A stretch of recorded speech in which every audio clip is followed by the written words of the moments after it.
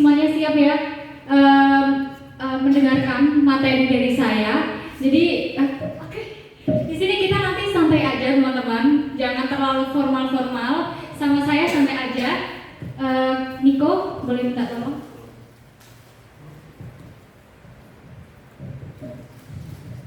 Oke, sambil menunggu teman-teman di sini kabarnya sehat semua ya? Sehat. Jujur, ketika saya kemarin di Jatnovia, saya sangat bahagia banget karena setelah sekian lama dari saya lulus terus berkesempatan untuk datang di SMA Negeri 1 Bulu itu, saya benar-benar bersyukur sekali. Terima kasih untuk OSIS MPK yang sudah mengundang saya pada siang hari ini.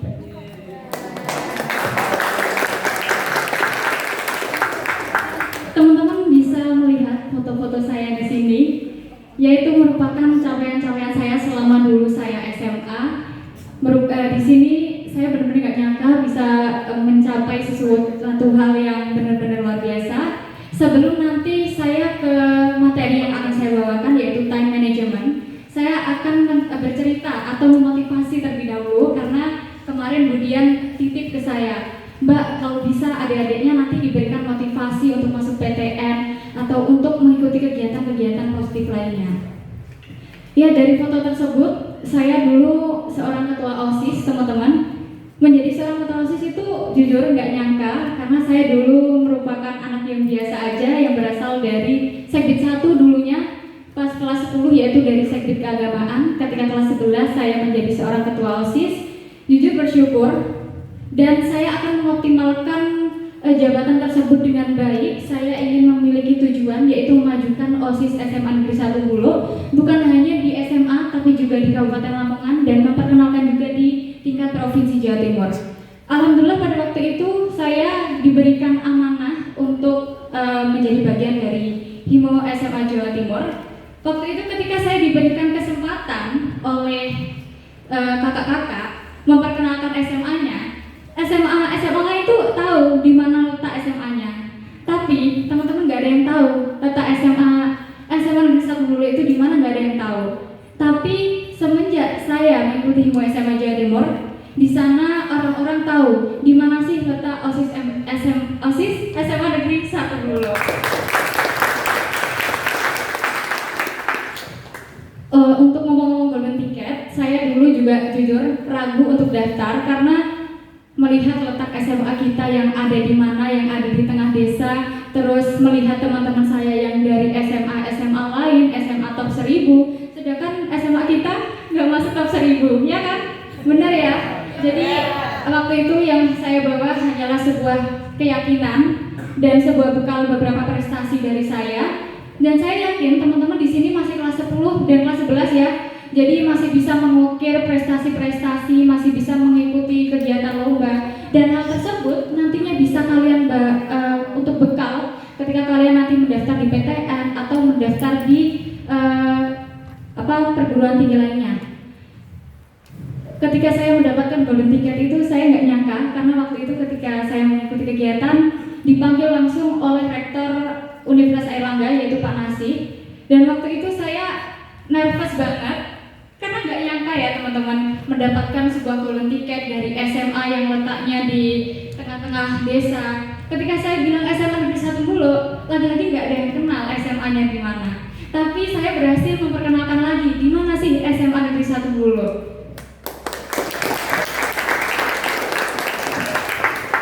Jadi untuk teman-teman semuanya, motivasi dari saya sebelum saya mengawali tentang materi kita hari ini, saya berharap dimanapun kalian berada, entah di sebuah desa, di pertengahan hutan pun, kalau kalian mau berusaha, saya yakin kalian bisa mewujudkan apa yang kalian inginkan.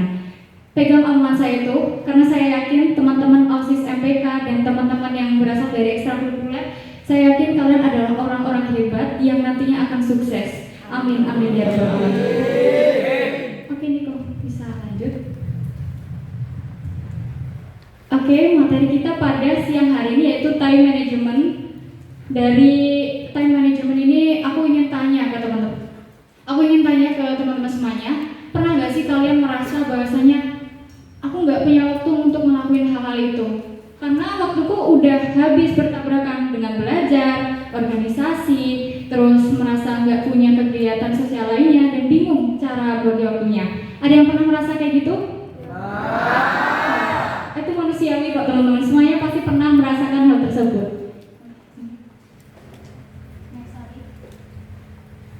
Kalau kita pernah merasakan hal tersebut, itulah pentingnya time management. Jadi di dalam diri kita harus menerapkan sebuah time management agar memiliki tujuan, yaitu untuk mengatur dan memaksimalkan waktu secara efektif yang bertujuan agar kita jauh lebih produktif dan efisien. Ketika kita memiliki time management yang baik, aku yakin kita nggak akan teledoran dalam melakukan hal apapun itu. Selanjutnya, ini ada beberapa manfaat time management. Yang pertama ada meningkatkan produktivitas. Apa sih yang dimaksud dengan meningkatkan produktivitas? Jadi ketika kalian sudah bisa menerapkan time management, kegiatan kalian itu akan lebih terstruktur dan itu bisa meningkatkan produktivitas di dalam diri kalian sendiri. Terus yang kedua itu bisa mengurangi stres. Kok bisa mengurangi stres itu kenapa Kak Susi kalau boleh tahu? Contohnya teman-teman, dulu tuh saya sering sekali dikasih tugas sama Pak Bagus. Beliau itu kalau ngasih tugas jujur nggak tanggung-tanggung, disuruh nulis soal itu 20-30 bahkan bisa lebih ya. Dan deadline-nya itu 2 hari lagi.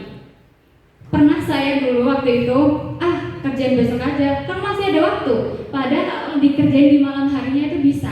Tapi karena saya menunda, waktu itu di pagi harinya ketika saya belum mengerjakan, saya kerjakan di sekolah. Jangan dicontoh ya teman-teman. Waktu itu benar-benar saya bingung, gimana sih? Udah stres banget teman-teman, udah selesai, aku masih kurang banyak, tapi tetap selesai. Walaupun tetap selesai itu bisa menyebabkan stres, karena apa? Karena kita buru-buru untuk mengerjakan. Tapi setelah hal tersebut terjadi, aku benar-benar memanajemen waktu aku dengan baik. Aku membuat to-do list atau jadwal-jadwal gitu untuk membuat aku jauh lebih produktif setiap harinya. Dan setelah itu alhamdulillah untuk PR walaupun saya sibuk organisasi dan lain sebagainya, waktu itu alhamdulillah tetap bertahan di peringkat 1. Oke, untuk yang selanjutnya ada menciptakan keseimbangan. Keseimbangan ini yang dimaksud ketika kita sudah memiliki time management yang baik, kita bisa mengatur waktu kita untuk main, organisasi, belajar, istirahat. Kita bisa menciptakan keseimbangan yang luar biasa dan hidup kita tuh jauh lebih enjoy. Nggak bingung, aduh abis ini aku ada kumpul ini, tapi aku belum belajar. Nah itu kalau kalian nggak bisa time management, itu bakalan benar-benar bentrok semuanya. Ini terus yang keempat, ada yang meningkatkan kualitas belajar. Kalian ini ya sebagai siswa-siswi jangan tinggalkan tugas kalian. Yaitu apa sih tugas kita sebagai siswa-siswi itu apa? Belajar. Boleh berorganisasi, tapi jangan lupa tugas kita itu belajar. Karena kalau kita berilmu itu bisa mengantarkan kita menuju apa yang kita inginkan ya teman-teman. Ketika kita bisa mengatur waktu dengan baik, mengatur waktu belajar, itu akan bisa meningkatkan waktu belajar kita dengan jauh lebih baik ke depannya. Terus yang terakhir, jadi lebih disiplin. Disiplin ini penting banget buat kita. Dulu ketika mungkin teman-teman yang kelas 11 tahu ya, dulu ketika Pak Wantono masih menjadi kepala sekolah di SMA Negeri 1 Bulog, beliau selalu menekankan kepada kita semua bahwasanya disiplin itu bisa mengantarkan kita menuju kesuksesan. Contohnya sendiri yaitu Bapak Wantono. Mungkin yang teman-teman kelas 11 tahu ya, Bapak Wantono itu siapa. Jadi ketika kita disiplin, mulai dari kita awali aja deh, dari kalian bangun tidur. Kalau kalian bangun tidur contohnya setiap hari jam 4 pagi, itu sudah bisa disebut disiplin. Karena kalian udah setiap hari bangun jam 4, itu udah bagus banget. Terus juga ketika kalian berangkat sekolah, disiplin berangkat sekolah di jam 6 pagi. Dan itu apa sih dampaknya? Kalau dampaknya, kalian gak akan telat masuk kelas. Di sini ada gak yang pernah telat? Gak ada ya? Gak ada, keren banget teman-teman di sini. Beri tepuk tangan untuk semuanya. Oke, ini ada penyebab waktu terbuang sia-sia. PPT saya lucu banget ya, warnanya pink karena saya orangnya ceria dan saya harap teman-teman di sini juga ceria sama seperti saya. Terus yang pertama ini ada pelupa. Ada kayak di sini yang sering pelupa? Pasti, karena bagaimanapun manusia itu tempatnya pelupa, tapi kita juga harus bisa mengantisipasi gimana sih caranya biar kita nggak pelupa. Mungkin teman-teman di sini kan ikutnya organisasi dan ekstrakurikuler, dan kalian itu nggak jauh dari apa yang namanya kumpul organisasi atau ekstra. Ketika dulu saya memiliki jadwal kumpul organisasi, harus membagi dengan ekstra, saya itu juga kadang sering lupa. Tapi mengantisipasinya dengan cara apa sih? Dimanapun ya teman-teman, mungkin aku akan contohin dulu aku gimana biar aku bisa produktif. HP ini kan sering saya pegang ya di tangan, ya kan? Waktu itu ketika di hari Senin saya ada kumpul OSIS dan juga ada kumpul jurnal. Karena saya pelupa, saya pasang alarm. Jadi ketika alarm bunyi, bakalan nyala kan HP-nya. Jadi waktu itu bisa membuat saya jauh lebih produktif. Karena apa? Karena saya bisa ingat kalau di jam ini tuh bakalan ada kumpul ini, dan itu yang membuat saya selalu tepat waktu selama 3 tahun ini. Jadi memang dulu saya teman-teman OSIS bisa bilang kalau saya orangnya tepat waktu dan gak suka banget sama orang-orang yang gak tepat waktu. Saya disuruh datang jam 6 pagi di SMA. Jam 5.40 saya sudah berada di sini. Walaupun rumah saya jauh. Ada yang tahu Kecamatan Modo nggak? Tidak tahu. Jauh itu jauh banget dari sini ya. Mungkin perjalanan kalau orang-orang kayak saya yang naiknya pelan banget motornya itu bisa hampir setengah jam. Jadi memang harus diantisipasi. Kalau Pak Is beda lagi, dia 15 menit nyampe karena memang naiknya, waduh, hati-hati aja ya Pak Is. Oke, terus kita langsung lanjut ya. Tadi kalau pelupa kalian harus punya cara agar gimana sih kita nggak pelupa. Kalau kalian bisa pakai caraku tadi, bisa pakai alarm atau bisa dikasih di kalender gitu. Di hari ini kalian ngapain aja sih gitu. Terus yang kedua, terlalu sering bermain gadget. Ya ini memang Gen Z ini sering banget ya, kalau udah main HP mereka bakalan lupa dengan kegiatan-kegiatan lainnya. Dan nggak apa-apa teman-teman, memang itu manusiawi, tapi kita juga harus ingat jangan buang-buang waktu kita hanya untuk hal yang sia-sia, karena waktu itu nggak bisa diputar ulang. Dan kalian harus memanfaatkan waktu dengan cara sebaik mungkin agar suatu saat nanti kalian nggak merasakan aku nyesel deh kemarin gak ngelakuin ini karena aku keseringan main HP, jadi aku ketinggalan. Jangan sampai kalian merasa hal tersebut, karena kalau udah ngerasain hal gitu kalian bakalan menyesal. Ingat kata-kata saya ya. Terus yang ketiga, main sampai lupa waktu. Hidup ini memang harus balance teman-teman, di antara belajar, main, ikut organisasi, ikut perlombaan. Tapi kalau kalian main itu jangan sampai lupa waktu. Ingat, tanggung jawab kalian sebagai seorang siswi itu belajar. Jangan gara-gara main terus kalian lupa belajar, itu nggak boleh banget ya. Ini yang keempat, malas untuk beraktivitas. Terus ada lagi, terlalu banyak berpikir tanpa aksi nyata. Ngaku ya kalian semua, ada nggak yang pernah berpikir, nanti aku bakalan sholat tepat waktu, terus nanti aku bakalan ngaji juga deh. Terus karena kalian main gadget terus, pasti telat kan? Iya kan? Iya. Jadi kalau kalian hanya berpikir tanpa aksi nyata, itu benar-benar sia-sia banget waktu kalian. Kalau bisa memang kita utamain ibadah kita, habis itu kita bisa ngelakuin hal yang lainnya, karena hal tersebut bisa membuat diri kita juga jauh lebih tenang. Ingat kata-kata sebuah pemikiran nyata tanpa aksi itu hanyalah halusinasi. Jadi tolong kalau kalian memiliki kegiatan yang positif dan ingin dilakukan, langsung aja lakuin di hari itu juga. Jangan sampai kalian menyesal. Terus yang terakhir, sering menunda-nunda sesuatu. Mau mandi, 5 menit lagi. Mau makan, 5 menit lagi. Mau belajar, 5 menit lagi. Sampai kalian ketiduran pun 5 menit lagi, bakalan sering kan kayak gitu. Jadi kalau bisa, hidup ini jangan buat nunda-nunda. Karena kalian hidup ini gak sendirian. Ada banyak orang lain yang lebih produktif dari kalian. Dan hal tersebut bisa kalian contoh. Karena kalau kalian nunda-nunda terus, kalian bakalan, ya itu tadi, menyesal suatu saat nanti. Bisa dilanjut. Terus ini cara mengatur waktu. Gimana sih cara mengatur waktu dengan baik ala Susi? Oke, aduh, kok sepertinya aku sangat-sangat excited banget, tapi nggak apa-apa. Aku harap teman-teman di sini juga sangat excited. Yang pertama, membuat jadwal harian. Biasanya setiap saya mau tidur, itu saya sempetin buat di buku kecil gitu, saya buat jadwal harian, besoknya saya mau ngapain aja, supaya saya nggak kelupaan. Kalau nggak gitu bisa di HP atau di tab ya teman-teman. Jadi itu ketika kita bawa terus, kita bakalan ingat kalau di hari ini kita bakalan ngapain sih, gitu kan. Terus yang kedua, buat skala prioritas. Skala prioritas ini ada dibagi 3 ya teman-teman. Jadi yang pertama ada yang urgent, yang kedua penting, yang ketiga ada yang nggak begitu penting. Jadi contohnya nih, ketika saya dulu pernah ada kumpul, yang pertama kumpul OSIS, terus yang kedua ada kumpul paskib.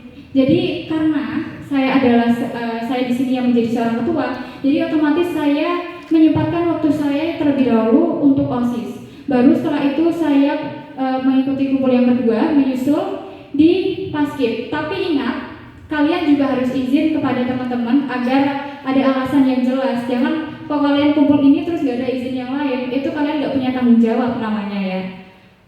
Terus ini ada kerjakan satu persatu. Saya harap teman-teman di sini jangan karena kita mungkin bisa ya, tapi kalau kalian ngerjain sesuatu langsung 2, itu membuat kalian gak efektif. Ngerjain 2 tuh langsung, contohnya apa? Contohnya kalian ngerjain tugas di hari itu juga, kalian langsung ngerjain tugas kimia dan matematika. Wah, kimia matematika digabung tuh gimana ya? Kira-kira kalian bisa berpikir jernih nggak itu? Enggak ya. Kalau bisa untuk mengerjakan sesuatu tuh dikerjakan satu persatu. Di hari ini matematika kalian cermati gimana sih rumus-rumusnya supaya nanti di pelajaran selanjutnya kalian bisa mengerjakan tugas tersebut. Terus besoknya atau beberapa jam kemudian baru tuh dikerjain tugas kimianya. Karena apa? Belajar itu juga butuh waktu teman-teman. Jangan kalian langsung jadiin satu, karena kalau jadi satu pasti di otak itu nggak bakalan masuk. Belajar juga harus dengan kita berpikir jernih, jangan ada masalah, karena kalau ada masalah, wah udah bubar ke otaknya ya. Ini ada lagi yaitu fokus dan disiplin. Lagi-lagi disiplin di sini saya tulis lagi karena disiplin memang penting banget. Dari disiplin bisa menjadikan saya sebagai seorang yang sekarang. Saya belum menjadi orang yang hebat teman-teman, saya juga sama kayak kalian semua masih belajar menjadi orang yang disiplin. Tapi di sini kita semua akan belajar jauh lebih baik lagi ke depannya. Terus yang kelima, jangan suka menunda-nunda. Lagi nih, jadi nunda-nunda itu penyakit manusia banget ya memang. Ini yang terakhir, istirahat yang cukup. Boleh kalian berkegiatan banyak, boleh kalian mengerjakan tugas sampai tengah malam, tapi jangan sampai kalian nggak tidur. Nggak tidur mungkin sekarang nggak ada efeknya di usia-usia muda, tapi kalau kalian udah tua pasti itu efeknya bakalan jelek banget. Saya yakin minimal kalian tidur sehari 6 jam ya, Mas Rabi, berapa? Kalau satu hari itu 6-8 ya. Jadi kalau bisa sehari kalian tidur itu 6-8 jam biar tubuh kalian itu juga sehat dan bisa dibuat beraktivitas. Karena tubuh yang baik adalah tubuh yang sehat. Kalian bisa mengikuti sebuah kegiatan itu juga kalau kalian nggak sehat itu juga nggak bakalan bisa. Next. Ini ada mulai dari hal kecil dampaknya besar. Yang di situ. Jadi yang pertama tadi buat to-do list yang realistis. Jangan buat to-do list itu yang berlebihan, buat yang realistis aja biar kalian ngejalaninya itu enjoy. Terus yang kedua, prioritaskan tugas. Ketika kalian dapat tugas, itu kalau bisa langsung dikerjain malamnya biar di hari-hari berikutnya kalian nggak kepikiran buat ngerjain tugas lagi. Terus yang ketiga, gunakan teknik Pomodoro. Ini saya sering, kenapa saya menyarankan ini? Karena saya sering menggunakan teknik tersebut. Dimana contohnya nih, 25 menit kalian belajar, 5 menit istirahat. Nanti dilanjut lagi 25 menit belajar, 5 menit lagi istirahat. Dan itu di saya efektif, saya nggak memaksakan ke kalian semua karena cara belajar teman-teman semuanya itu pasti berbeda-beda. Terus ini ada kan, gunakan teknik Pomodoro dan eliminasi distraksi. Yang dimaksud eliminasi distraksi itu apa? Beberapa hari yang lalu saya dengar dari Kak Maxwell, beliau bilang bahwasanya kamu jangan sering mengeluh, aku nggak ada waktu buat ngerjain. Coba HP-mu taruh, pasti bakalan ada waktu untuk ngerjain dan tugas kalian selesai. Dan itu efektif banget buat saya. Ketika saya bilang nggak ada waktu tapi saya bisa HP-an, otomatis waktu itu ada. Jadi kalau bisa HP kalian taruh dan kalian kerjain tugas kalian sekarang juga, kayak gitu. Jangan ditunda-tunda. Terus ini ada memanfaatkan teknologi untuk membantu. Yang dimaksud ini bukan AI ya teman-teman, bukan kalian cara mengerjakan tugas matematika ini, bukan. Kalau kalian pasti tinggal nulis aja kan, yang udah ketebak banget, nggak apa-apa. Tapi kalau bisa, ketika kalian mencari tahu di AI, alangkah baiknya kalian juga belajar gimana sih rumus-rumus tersebut bisa menghasilkan sebuah nilai. Kalian juga bisa mencari di YouTube gimana sih caranya mengerjakan soal ini, itu bisa banget. Jangan kalian hanya copy paste, abis senyum-senyum dong, ya Allah. Oke, lanjut lagi. Kalau kalian mengerjakan itu jangan asal copy paste. Karena hal tersebut ketika kalian maju terus ditanya Bapak Ibu guru, ini nilainya dapat dari mana? Dan kalian nggak bisa jawab, otomatis nilainya mungkin bakalan jelek ya. Bukan nggak dapat nilai, tapi nilainya jelek. Terus ini ada lagi yang terakhir, belajar bilang tidak. Siapa di sini yang sering bilang iya aku bisa dan nggak bisa nolak teman-temannya kalau diajak keluar? Padahal di hari itu kalian ada kegiatan yang jauh lebih penting, tapi karena kalian orang yang nggak enakan bilang ya deh bisa. Padahal di hari itu kamu pasti bakalan ada kegiatan yang udah sadar kalau itu ada 2 kegiatan. Kalau kalian bilang iya terus, itu yang berdampak buruk itu terhadap diri kalian sendiri teman-teman. Berani bilang tidak, itu tidak ada salahnya. Contohnya teman aku masih Susi, ayo abis ini kita main yuk nonton bioskop. Padahal aku abis ini tuh ada kumpul magang, tapi karena aku gak enakan, oh boleh deh gak apa-apa. Terus setelah itu aku ikut teman. Tapi beberapa jam kemudian aku dicariin sama kakak-kakak. Jadi waktu itu ini aku gak pernah ngelakuin loh ya, cuma ini contoh aja. Jadi ketika itu pasti kita bakal dicariin dan kita dianggap orang yang gak bertanggung jawab. Jadi kalau bisa kalian berani bilang tidak, jangan jadi orang yang gak enakan. Karena gak enakan itu memang gak enak banget dalam diri kita. Tapi ini demi sebuah kebaikan, gak apa-apa sekali-kali kalian bilang tidak. Oke, jangan selalu bilang iya ya teman-teman. Karena kalau kalian bilang iya, itu mungkin ketika kita gak bisa, dampaknya bakalan buruk sekali. Yang pertama, teman kalian bakal merasa kemarin bilang tidak, kok sekarang nggak bisa. Terus yang organisasi tadi bilang kok udah diberitahu dari kemarin-kemarin ternyata baru izin sekarang juga. Jadi kalau bisa kalian pilih salah satu, jangan sampai kalian menjadikan hal tersebut menjadi satu. Siap ya di sini kalau ada ajakan yang kalian nggak bisa bilang tidak, siap ya? Siap. Mina senyum-senyum nih. Dari kesimpulan, oke udah selesai nih materi dari saya. Cepatkan materinya teman-teman. Dan aku harap teman-teman nanti di sini bisa mendapatkan sebuah pengalaman atau sebuah insight dari apa yang saya bicarakan tadi.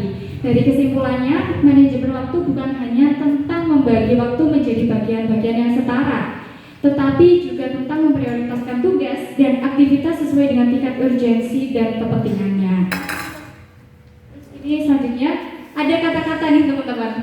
Kesempatan yang hilang hari ini mungkin tidak akan pernah datang lagi. Hargailah waktumu seperti kamu menghargai hidupmu. Jadi ketika kalian menghargai hidup, kalian juga harus menghargai waktu. Karena kalau waktu sudah terbuang, tidak akan bisa kembali lagi. Oke, terima kasih dari saya teman-teman semuanya.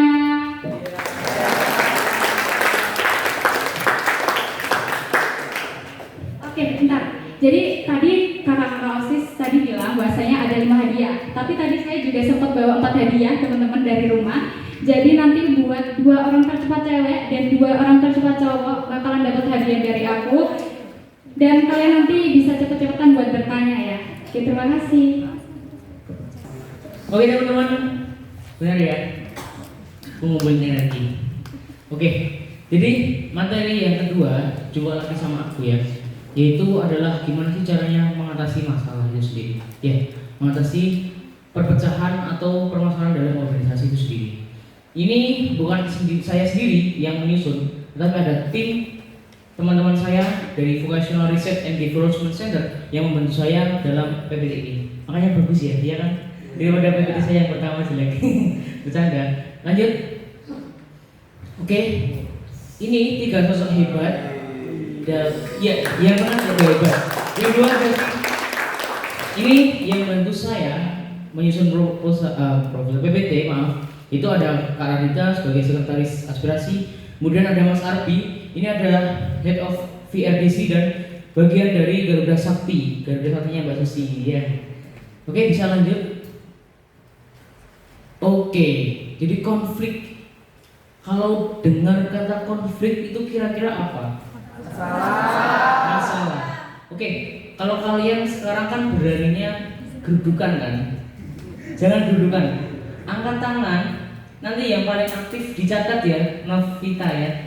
Navia, nanti kirim ke saya, nanti saya kasih hadiah yang istimewa. Beneran. Oke, jadi ayo, nggak apa-apa. Sekali lagi seperti yang dibilang Mbak Susi tadi, kita memang benar berasal dari daerah yang mungkin tidak dijamu oleh peradaban, iya kan? Tidak tahu orang-orang luar tentang lokasi kita, tapi kita ada keberanian, kita ada mindset, kita ada pola pikir, nggak apa-apa. Berani berbicara, nggak ada yang salah, ya. Oke, konflik. Kalau udah dengar kata konflik itu pasti vibe-nya nggak enak sama sekali ya. Tatap-tatapan sama lawan itu maunya ditonjok ya kan? Kalau konflik itu bisa di-next Mas Niko. Oke. Jadi konflik itu ada banyak sekali faktornya. Penyebabnya itu sangat-sangat banyak. Dan di dalam organisasi, konflik itu mayoritas kebanyakan disebabkan oleh yang pertama adalah miskomunikasi, adalah pemahaman yang kurang atau penangkapan informasi yang tidak benar. Kemudian yang kedua adalah perbedaan dalam sikap dan perilaku. Maksudnya ini apa? Contoh, semua orang kan tidak bisa sama, ya. Karakter orang itu masing-masing berbeda. Dan terkadang hal ini akan menimbulkan perpecahan. Yaitu apa? Terciptanya suatu lingkaran. Apa bahasa Inggrisnya lingkaran? Wih, pinter. Berapa ini LPD-nya anak-anak ini? Berapa? Kalian berapa? Lulus semua ya ini ya? Oh enggak ada ya? Enggak bercanda. Oke, ketiga adalah perbedaan tujuan. Nah, kalau udah adanya perbedaan sikap dan perilaku, otomatis akan terjadi perbedaan tujuan. Yaitu orang-orang yang berbeda-beda itu akan menjadi satu, iya kan? Jadi banyak circle dan tujuannya itu akan berbeda-beda. Contoh saja di suatu organisasi A itu ada 3 circle dan 3 circle ini memiliki tujuan yang berbeda-beda. Itu akan menimbulkan konflik yang berpanjangan. Berikutnya adalah egoisme. Ini juga sangat-sangat bahaya banget, teman-teman.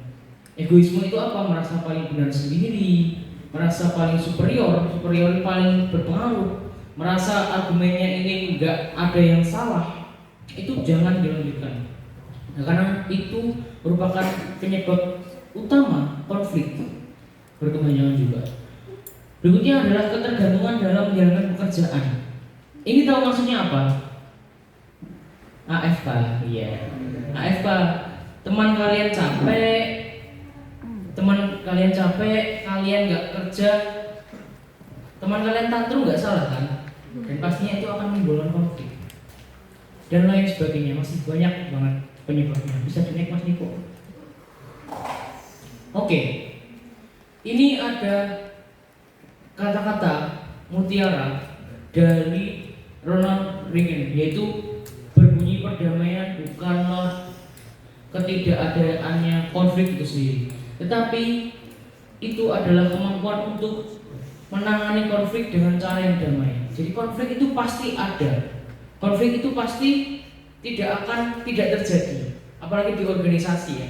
Jujur teman-teman, kemarin ketika H-2 saya menjalankan program kerja saya kan lumayan capek ya, mengumpulkan semua organisasi mahasiswa, kayak mengumpulkan semua OSIS-nya. Itu ada 19 OSIS ya, 19 organisasi mahasiswa itu saya himpun dalam satu forum berdiskusi dengan dekan. Itu bendahara saya nangis gara-gara beradu argumen dengan saya. Bendahara saya kan cewek kan, dan maaf ya, maksudnya cewek kan kadang-kadang udah nangis kan.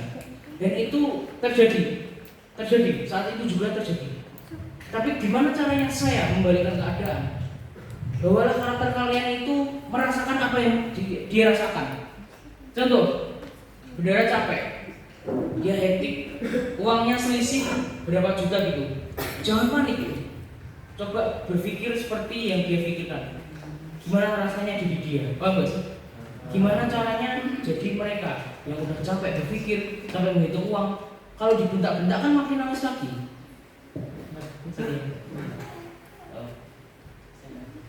Oke, jadi kembali lagi teman-teman. Kalau kita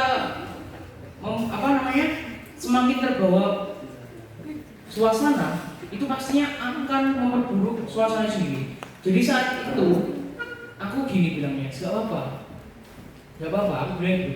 Dana selisih 1 juta dolar gak apa-apa. Gimana masih bil kan cewek gitu nangis ya. Gimana masih bil nanti boncos? Gak apa-apa, siapa yang nanggung nanti? Nanggung lah gitu. Terus dia kan nangis kan itu. Jadi dia makin nangis lagi gitu. Gak bercanda, jadi dia senyum-senyum. Gak bercanda, jadi intinya kita harus kerja sama, kolaborasi gitu. Nanti kalau memang boncos, nanti aku bantu, nanti dana dari kas bantu. Jadi intinya permasalahan itu harus ada solusinya, ya. Dan kalian pembawaannya harus sesuai dengan lingkupnya. Dalam artian suasana itu, ketika suasananya panas, ketika suasananya tegang, jangan semakin tegang, tapi jadi orang yang lucu gitu. Itu salah satu cara yang aku terapkan, itu berhasil alhamdulillah. Oke, next Mas Niko. Oke, ini adalah tingkat daripada level-level marah. Oke, level-level marah. Dari mana yang sumbernya? Saya mengutip dari Association Psychology of United States. Jadi dari Amerika itu meneliti. Ini aslinya bahasa Inggris, saya translate ya. Ada beberapa tingkatan marah. Yang pertama, kalau itu nggak marah sama sekali. Kemudian yang kedua itu mulai adanya ketidaknyaman dan seterusnya. Ini saya harapkan teman-teman BPI yang dalam birokrasi itu saya jelaskan tadi. BPI terus kolam-kolam itu ketika situasi deadlock itu apa artinya Mas Nabil? Deadlock itu situasi yang sangat-sangat tidak terduga dan buntu. Kalian harus tetap berada di level 2. Nggak boleh lebih. Oke? Nggak boleh lebih. Toh staf kalian depresi nggak apa-apa. Tapi jangan ya. Maksudnya kalau bingung sampai kayak gitu nggak apa-apa. Tapi kalian harus kalem. Dan cara mengatasi kepanikan itu gimana? Khusus teman-teman BPI, kalau ada suatu hal yang dirasa itu urgent, jangan langsung dilempar ke staf. Ada manuver itu perubahan konsep. Contoh, Expo kampus bukan ya apa? Expo kalian apa? Dari guru awalnya outdoor dan indoor, ternyata harus indoor semua. Jangan langsung dilempar gitu saja. Kalian harus ada solusi. Ya, sebagai backup, sebagai landasan teman-teman agar bisa tetap melangkah meskipun dalam kebingungan. Jadi ini apa? Ya kembali lagi, sinergitas, kerjasama itu harus dijaga. Ya, dan jangan sampai kalian mudah panik, jangan sampai mudah marah. Terutama teman-teman ketua divisi, ya, kemudian ketua OSIS, ataupun pola-pola penyakit. Bisa lanjut Mas Niko? Oke, sekarang langsung menuju poinnya. Tahapan dalam manajemen konflik. Ada yang tahu nggak? Ayo angkat tangan, nggak apa-apa. 1, 2, 3.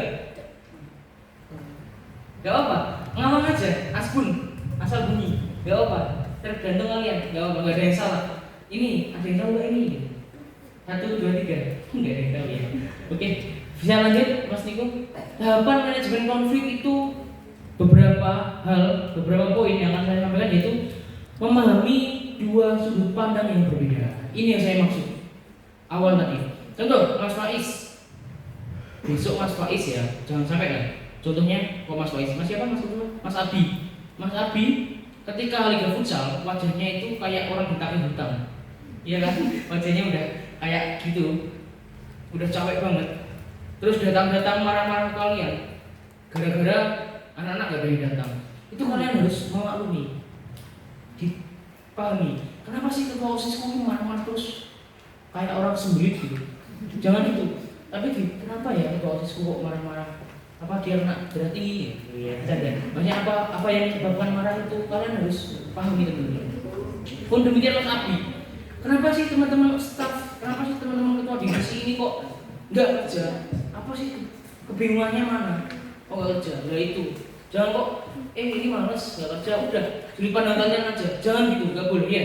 Kalian harus bertukar sudut pandang. Coba bayangkan kalian jadi mereka. Mungkin mereka bingung teman-teman staff ini. Contoh sederhananya gini teman-teman. Ketika kalian jalan kaki, ada genangan air dan mobil itu mencipratkan air, itu kalian marah nggak? Marah. Kalian nggak tahu kan alasannya kenapa? Bayangkan orang di dalam mobil itu wanita hamil yang ingin melahirkan saat itu juga. Jadi marah atau kasihan kalian? Kasihan. Poinnya di situ ya.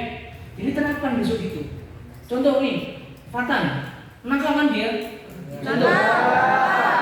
Iya. Contoh, ini contoh aja. Tapi kalau benar nggak, kemarin aja. Fatan nggak pernah kumpul OSIS, ya. Karena apa? Rumahnya jauh. Nah, itu kalian juga yang di sisi satu harus memberikan pemahaman, ya kan? Kamu harus gini, memberikan solusi gimana sih caranya manage waktu seperti yang ditawarkan Mbak Susi tadi. Pun demikian Fatanya juga gitu. Nggak boleh, oh ya wes rumahku ada, aku aman. Nggak boleh gitu. Aku tahu rumahku jauh. Gimana caranya aku nggak telat? Gitu kan caranya. Jadi kita sudut pandangnya ini saling bersinergi biar paham dan saling mengerti satu sama lain. Atau kepedulian, ya itu pasti akan bisa mengurangi berbagai konflik-konflik yang ada di masa depan. Jadi pas itu, oke, perdamaian tidak dapat dijaga dengan kekuatan. Hal itu hanya dapat diraih dengan pengertian. Ini yang ngomong Bapak Albert Einstein. Jadi kekuatan, power itu enggak menjamin adanya perdamaian. Tetapi pengertian, kalian mengerti satu sama lain, itulah yang nanti akan menjadikan perdamaian itu semakin kuat. Solidaritasnya semakin tinggi dan jiwa korsanya semakin erat di antara kalian semua. Oke. Berikutnya adalah menjaga komunikasi dan keterbukaan. Maksudnya apa Mas Nabil? Komunikasi di sini adalah gimana caranya kalian menyampaikan pesan, ya, kepada teman kalian. Caranya menginstruksikan gimana? Apalagi teman-teman yang di atas ya BPI, cara menginstruksikan kepada staf gimana? Jangan kok kayak bos. Ayo ambil sana, jangan. Ayo ambil itu, jangan. Ayo kerja, jangan. Ayo minta tolong. Ya, apa ya minta tolong. Jadi tolong, maaf dan terima kasih ada 3 kata yang harus dimiliki pemimpin dalam implementasi organisasi itu sendiri. Minta tolong dong, bantu aku. Ya kan? Itu kan lebih halus, dirasakan kan lebih enak. Makasih ya sudah menolong. Makasih ya atas kerja kerasnya. Makasih ya atas pengorbanan kalian dari ini. Makasih teman-teman. Jadi itu adalah hal-hal yang penting. Oh demikian ketika evaluasi. Contoh saja. Ketika acara Hari Guru, mikrofonnya nggak nyala. Dievaluasi dong tim operatornya kan logistik. Ini evaluasi yang kurang. Saya kasih contoh. Gimana logistik? Persiapannya gimana? Kok sampai mati di hari-harinya kok nggak nyala gimana? Kenapa kok gitu? Itu evaluasi yang menjatuhkan, bukan membangun. Evaluasi itu tujuannya untuk membangun agar lebih bagusnya lebih banyak, ya kan? Jadi cara yang bagus gimana? Disampaikan apresiasi dulu. Terima kasih teman-teman logistik atas kerja kerasnya ya. Meskipun ada kendala yang terjadi, tapi kami tetap mengapresiasi. Itu ya. Kendalanya mungkin bisa diperbaiki lagi secara teknis depannya agar gak diskriminasi. Gak apa-apa Rek, ya. Terutama Mas Abi dan teman-teman kurang. Gak apa-apa Rek, kita hebat. Kita sudah bisa jalan sejauh ini meskipun ada kendala. Buat pelajaran aja, toh orang-orang itu loh bisa lupa, udah lupa kendala itu. Kecuali kendalanya vital banget ya. Jangan.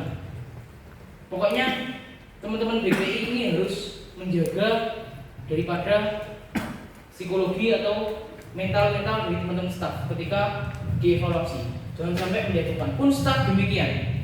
Kinerja di lapangan jangan seenaknya. Ya, harus berintegritas dalam artian ini bertanggung jawab dan bekerja secara maksimal. Jadi Mas. Oke. Ini berikutnya caranya merawat ego dan menurunkan gengsi. Iya kan? Biasanya cewek-cewek yang gengsi, cowok-cowok yang ego. Caranya gimana? Menurunkan ego itu gimana? Contoh, aku udah konsep Liga Futsal ini openingnya pakai obor. Semua tuh aku gak mau, aku butuh obor kayak Asian Games, itu ego. Nah gimana kalau obornya nggak ada? Masa dipaksakan nggak boleh kan? Itu egonya diturunkan. Oh iya. Jadi gimana cara menurunkan ego? Memahami dua sudut pandang. Iya. Oh kenapa sih ideku ditolak terus? Nah itu harus paham teman-teman. Mungkin ideku kurang tepat, masih operasionalnya masih susah. Itu poinnya. Kemudian gengsi. Jangan malu ininya. Kalau kalian salah bilang mau salah. Jangan ngotot. Udah salah ya. Contohnya aku logistik di hari buruh aku harus bawa bendera merah putih biru. Hari buruh hari pahlawan, bendera Belanda. Ternyata aku cuma bawa merah putih. Ketika aku dievaluasi diingatkan, aku ngotot, gak mau minta maaf. Gengsi dong, malu kan kalau kita ngaku kita salah karena gitu kan. Jangan. Kita di organisasi gak boleh seperti itu. Di kehidupan nyata kita juga gak boleh seperti itu. Kalau kita salah, kita akui salah. Ya, jangan gengsian jadi orang. Oke, aman? Oke, bisa di next Mas Faiz. Oke, ini ada filsuf dari Cina kuno, yaitu Lao Tzu ya. Itu kurang lebih bicara seperti ini. Dia yang mengetahui orang lain adalah bijak. Dia yang mengetahui dirinya adalah tercerahkan. Dalam artian tercerahkan ini kayak terpahami gitu.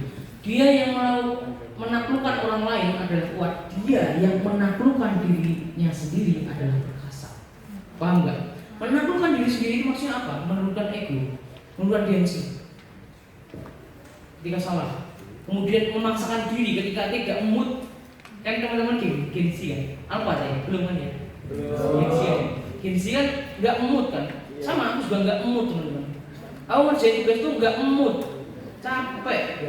Semester tua. Nggak maksudnya serius. Jadi jujur, siklus tidurku juga nggak baik-baik saja. Aku tadi jam berapa? Ngirim kamu jam 2 ya? Enggak ya? Jam 2 itu aku baru selesai. Terus aku bangun itu jam 4 hotel ke sini. Itu enggak mood, sumpah. Aku gini loh. Enaknya aku turun aja rek. Jam 4 harus berangkat ke stasiun. Dari ke sini. Capek kan? Itu enggak boleh seperti itu. Terus gini, aku suka organisasi. Tapi tujuanku di universitas adalah kuliah. Gak boleh kalau aku nggak mood ngerjain tugas gara-gara capek dan lain-lain. Itu kalian akan ngerasain sendiri. Besok kalau kena the power of iya, pinter banget. Jujur, pelan-pelan tapi berubah. Jangan sampai mood kalian mengendalikan kalian, tapi diri kalian harus mengendalikan mood kalian. Ya, termasuk siapa tadi? Nadira ya. Nandara. Gini aja, dipikir ya. Ayo kita berpikir secara logis. Kalau kamu nggak ngerjain tugas, ya, kamu MTK, nilaimu jelek, kamu malu nggak? Malu kan? Itu juga. Ayo berpikir logis. Aku Faiz, aku siapa? Abi. Aku ketua OSIS. Aku nggak naik kelas. Malu nggak? Malu. Berarti aku harus belajar. Gitu, pikirnya gitu, pola pikirnya. Jadi itu secara tidak langsung akan merubah kalian yang nggak mood jadi mood. Terus gini, aku ketua divisi, aku mau rapat, anak-anakku harus kumpul. Dirasanya kan izin, ya itu nanti secara tidak langsung akan meningkatkan mood kalian, meskipun kepaksa ya. Tapi jangan sampai lah, ya. Oke, bisa dilanjut Mas Faiz. Mas Niko. Oke, berikutnya adalah integritas dan tanggung jawab teman-teman. Konflik itu muncul karena apa? Karena teman-teman kalian capek digagalkan apa salah satunya? Ada orang yang harusnya kerja tapi job desk-nya tidak dikerjakan. Itu capek. Pasti capek. Ya, maka dari itu kalian harus berintegritas. Harus menjalankan tupoksi masing-masing. Saya jamin kalau kalian kerja sendiri-sendiri dalam artian sesuai kemampuannya, sesuai tupoksinya, itu pasti tingkat stres kalian akan lebih turun. Akan lebih rendah. Pasti itu terjadi. Karena apa? Contoh, divisi acara udah jalan, logistik udah jalan, dan logistik ini nggak bingung backup acara, ya kan? Acara nggak bingung backup humas. Jadi semua udah tertakar. Itu akan menurunkan daripada konflik yang terjadi. Bisa dilanjut Mas Viko? Oke, ini ada filsuf juga, tapi bukan dari Cina. Sekarang kita bergeser ke Britania Raya, yaitu integritas adalah melakukan hal yang benar, bahkan ketika tidak ada yang melihat. Ini yang harus ditekankan teman-teman. Ketika teman-teman ini nggak mendapatkan apresiasi, ya tetaplah kerja yang bagus. Jangan kok kerja di depan orang, paham nggak sih?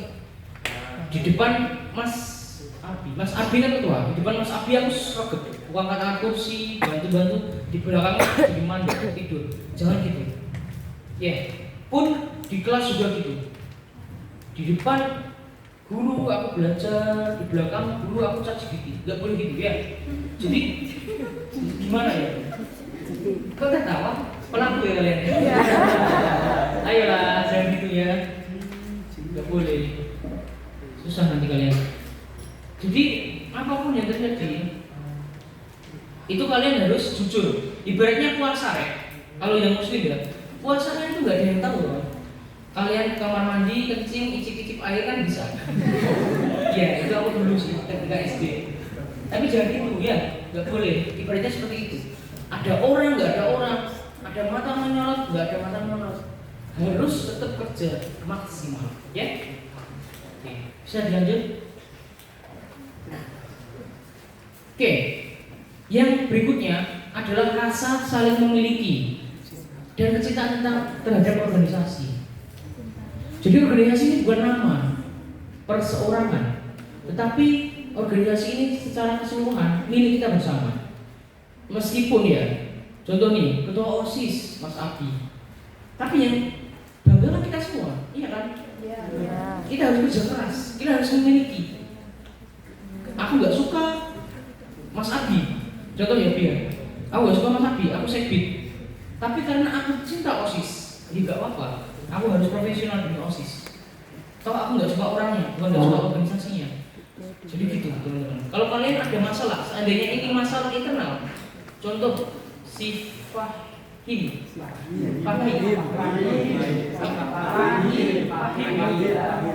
ini bentrok sama Niko.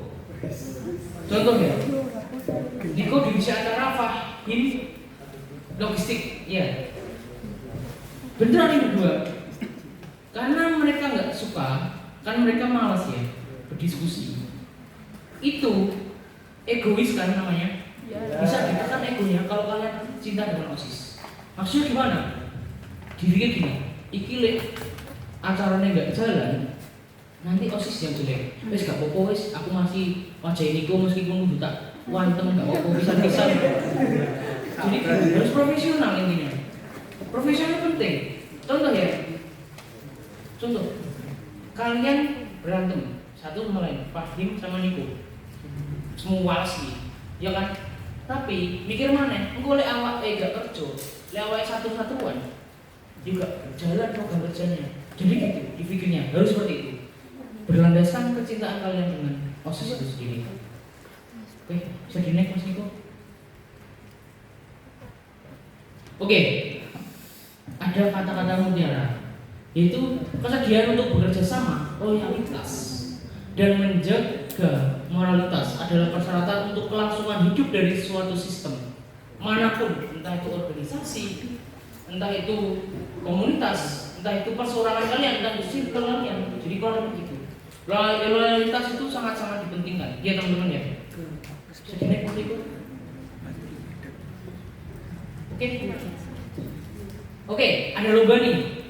Ada lomba. Buat 2 SG terbaik, ya. Teks saya. Nanti saya kirim paket istimewa dari Surabaya.